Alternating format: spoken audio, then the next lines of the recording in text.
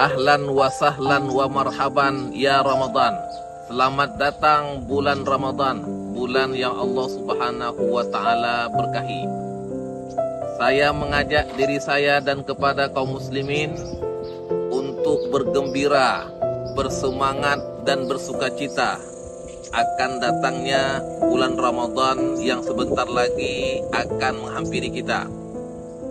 Maka saya mengajak kita semua untuk mempersiapkan diri, mempersiapkan mental spiritual, mempersiapkan ilmu, mempersiapkan amal, dan mempersiapkan kesehatan agar puasa kita tahun ini lebih baik dibandingkan dengan tahun lalu.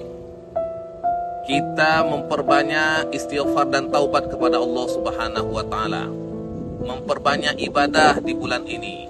Kemudian kita menambah ilmu pengetahuan terkait dengan puasa agar puasa kita berkualitas.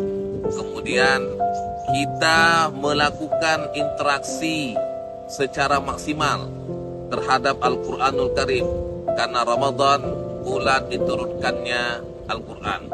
Mudah-mudahan kita berdoa kepada Allah Subhanahu wa Ta'ala agar puasa tahun ini lebih baik dibandingkan dengan tahun lalu, dan target kita untuk mendapatkan ketakwaan diwujudkan dan diberkahi oleh Allah Subhanahu wa Ta'ala.